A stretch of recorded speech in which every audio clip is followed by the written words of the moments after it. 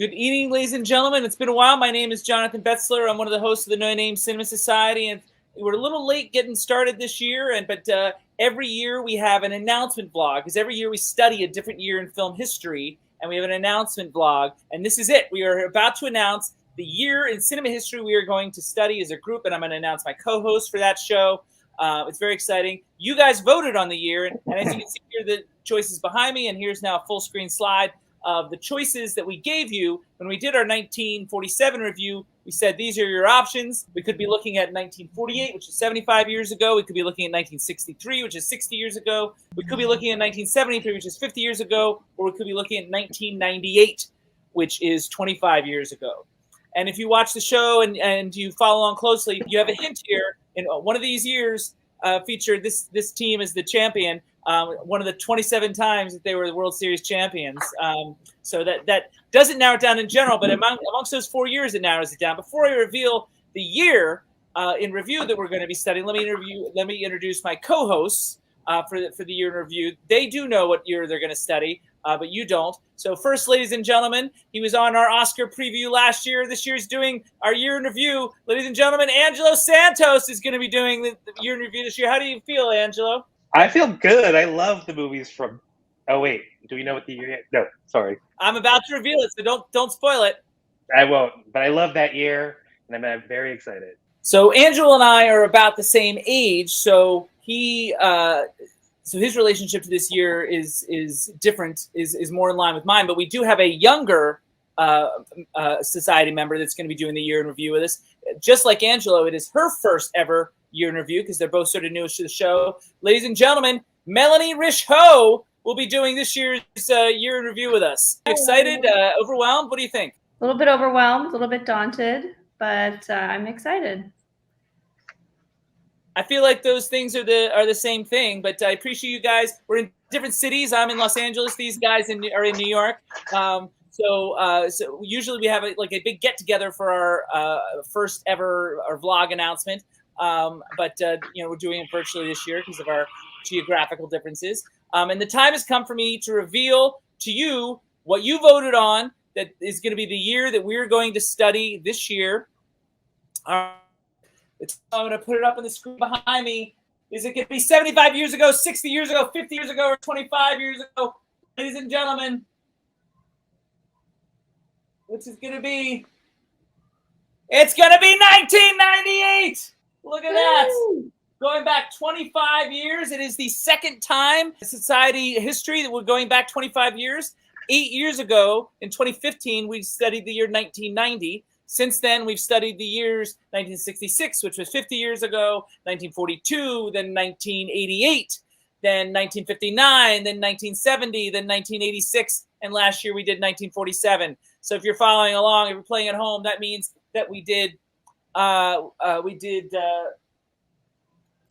25. This is the second time we've done 25 years ago. We did 50 years twice, 1966 and 1970, and we've done 75 years twice in 1942 and 1947. We've also done 30 years, 35 years, and 60 years are the years we've gone back. So we're doing 25 again, and so it's evening out what you guys are voting on as fans. So it's kind of exciting. And so Angelo is sort of hinting that he is sort of familiar with a lot of the films from 1998. I even did do. At this point in my life was already doing top tens and such. So I have a top 10 that I made on January 1st, 1999, based on those films. It'll be interesting to see how they stack up. Yeah, I also did a top 10 of 1998. Didn't do it on January 1st, 1999, though. So, but it will be interesting to have the films that I rated highly back then. Will I rate them highly 25 years? No.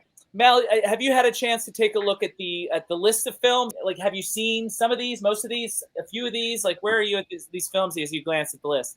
I feel like I've seen a few of them. I mean, maybe like even less than a fourth, but maybe around a fourth of them.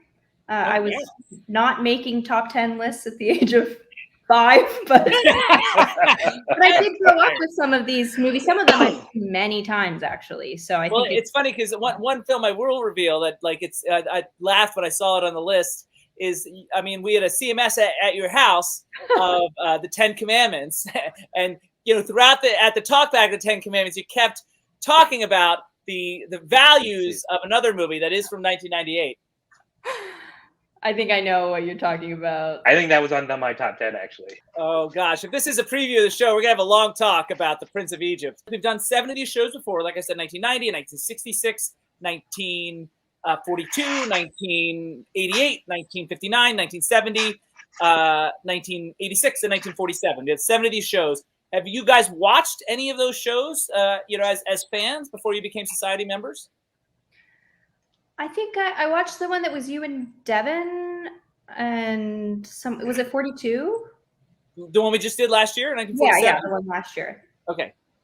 Was that 42? 47. 47. Oh, 47, sorry. So anything you remember from that show? I can't remember. I remember learning a lot of movies I had not heard of. Both of you had opinions change, like movies you had seen that you rewatched and then felt differently about. So that's an interesting thing that I recorded. Without revealing the film, I will say the 1947 review is unique in that all 3 of us had the same, should have been nominated for Best Picture, and we all had the same Best Film of 1947. We all had the same one, so that was kind of cool. And we'll see if that happens this year. It's unlikely to happen for 1998, especially if the Prince of Egypt is going to rate so high. So the other tradition when we have these announcement vlogs, we do these announcement vlogs when we're about to watch our first film. It's a kickoff thing. Now in the old days, we kicked off the year in review at the TCM Festival in April, which has long passed, and they actually weren't showing any 1998 films, so it wasn't really relevant this year. But so the first couple of years we kicked it off. And so we started when we did in 2017 at the TCM Fest, we started with the Palm Beach Story. In 2018, Devin and I went to the screening of Bull Durham to kick off our 1988 review. In 2019, Devin, Kelly, and I went to see Sleeping Beauty to kick off our 1959 in review. After that, the pandemic hit and the TCM Fest wasn't in person. Now the new tradition is to watch the bottom of the barrel and work our way towards the top. And these guys don't know what film is coming. They know what year is coming. They don't know what film is coming. And I have to set it up a little bit. But the idea is that we start, with sort of the lowest film and work our way to the best. And so we end this project with the big Oscar nominees.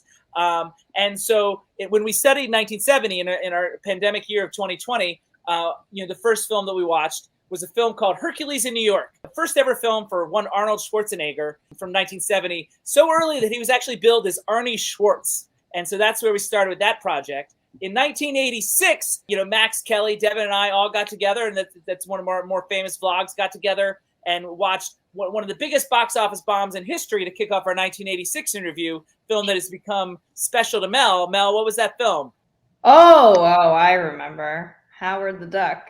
Howard the Duck is how we started our 1986 in review. And last year, Devin and I got together to do a film called The Beginning or the End from 1947, which seemed like an appropriate title to kick off a project. And interestingly enough, with the success of Oppenheimer this year, The Beginning or the End was a film about the making of the atomic bomb. This year, we are also going to start what we perceive, or what I perceive, because they don't know the film, is the bottom of the barrel. And in order to explain this, I need to explain a little bit of movie history in the sense that in the 60s, 70s, and 80s, and Angelo might remember this, and it's not really done anymore, so Mel might not know this. But in the 60s, 70s, and 80s, and to some degree into the 90s, if people were making a film in Hollywood and it was going very, very badly, and the director would leave or disavow himself of the film, the studios would and he or she didn't want their name on the film. The studios would release the film directed by Alan Smithee, a name they made up. It's not a real person.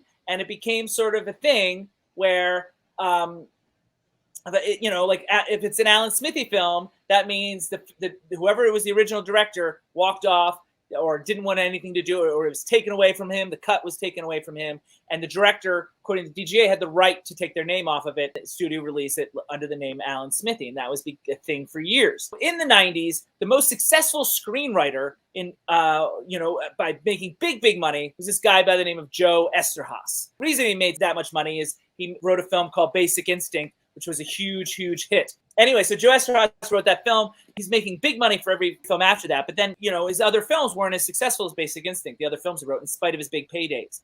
And so he was getting disillusioned with the system. So he wrote a film called Burn, Hollywood, Burn, about, bad Hollywood and how directors walk off movies.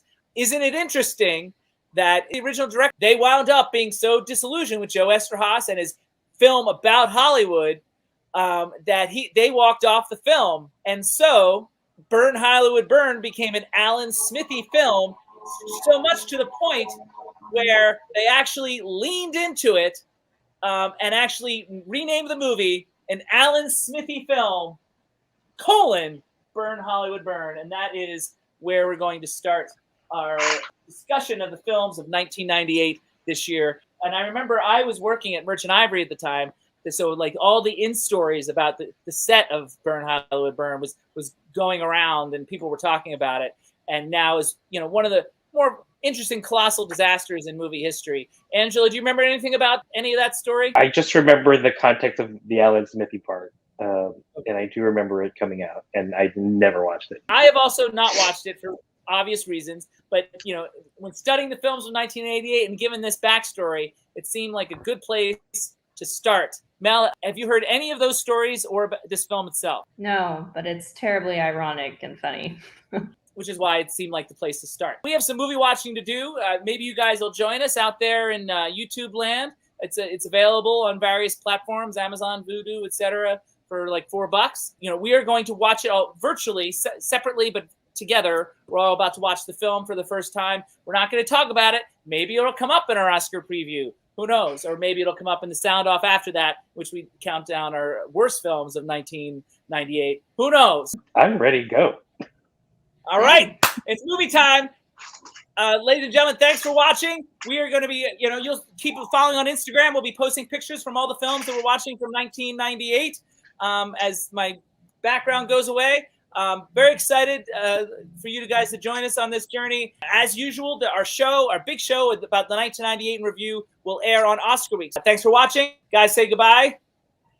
Bye. Bye, everyone. And we'll be back with regular season shows, October, November, somewhere around there. Who knows? But thanks very much, everybody, and happy watching.